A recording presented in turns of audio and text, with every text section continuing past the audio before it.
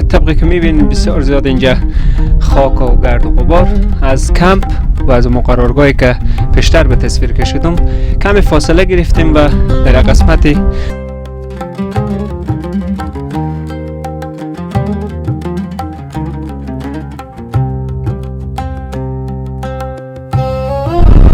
همراهان نازنین سلام و وقت شما بخیر. دقیقاً در قسمتی قرار که چند فاصله از مرز ترکمنستان نداریم.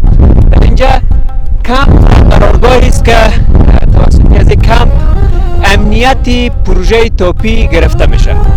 در داخل از کمپ است تقریبا 105 نفر نظامی به خاطر امنیتی پروژه توپی در اینجا مصرف است. از خودی از این کمپ دقیقاً تا سر مرز ترکمنستان 4 تا پوسته تشکیل شده که داخل هر پوسته طبق معلوماتی که گرفتم 15 نفر در اونجا هستند برای امنیتی از این لوله. چیزی که به تصویر میبینیم در اون قسمت بخش نظامیه که امنیت به عهده داره و در قسمت پایینی از این کمپ که است تعمیرات که شما میبینیم در این قسمت انجینرها، کارمندا و تمام تجهیزاتی که برای پروژه مورد استفاده قرار میگیره در اینجا میباشه و نگهداری میشه. ما شما میریم داخل خود پروژه که دقیقاً لوله به کجا رسیده و کار به کجایه.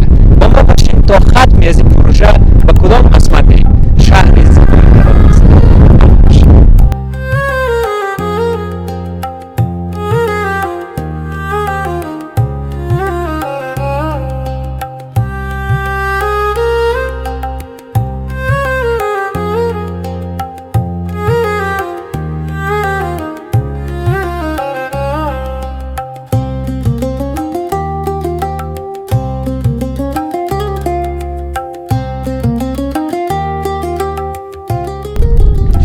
بیننده های عزیز، طبقی که میبینید بسیار زیاد اینجا خاک و گرد و غبار از کمپ و از مقررگاهی که پیشتر به تصویر کشیدم کمی فاصله گرفتیم و در قسمتی متوجه شدم که بعضی از قسمت های لوله گاز هنوز به زیر نشده، زیر خاک نشده و بعضی قسمت های شده.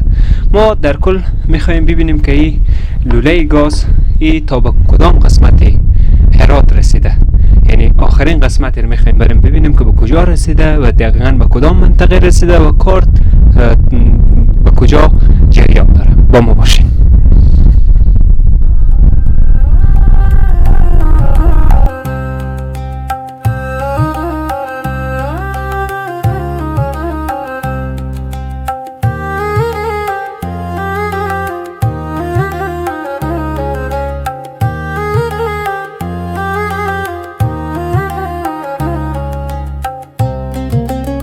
همراهان نازنین چندان فاصله از کمپ و قرارگاه نداریم. دقیقاً طبق که شما به تصویر میبینین قسمتی آخرین قسمتیه که لوله گاز به زیر خاک شده و بعد از این دیگه این لوله خاک زیر خاک نه که این مسیری از این لوله دقیقاً در کدام قسمت رسیده، آخرین قسمتیه که به کجا رسیده و چقدر از شهر فاصله داره دقیقاً میخوایم به تصویر بکشیم.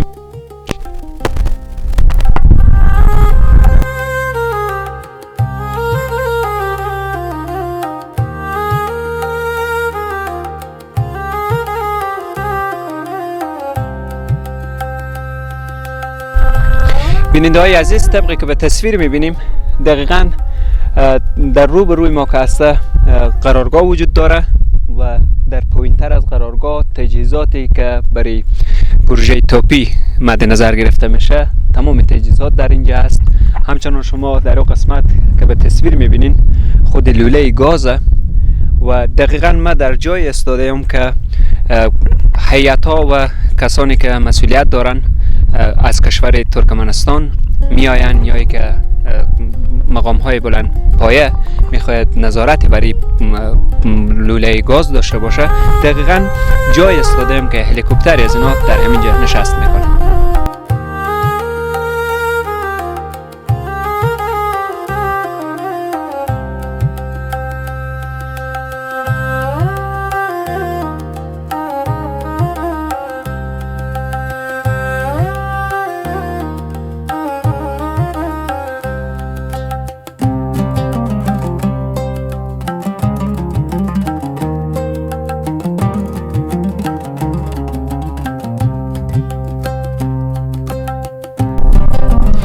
همراهان نازنین، واقعا آدم وقتی چنین برنامه های بزرگی میبینه که در کشور یا جریان داره، واقعا حس خوبی با آدم رخ میده.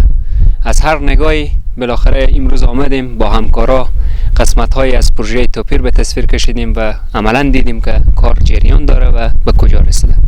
خیلی خوشحالیم. به امید و آرزوی افغانستان آباد. زنده باد افغانستان. تا برنامه بعدی، بدر.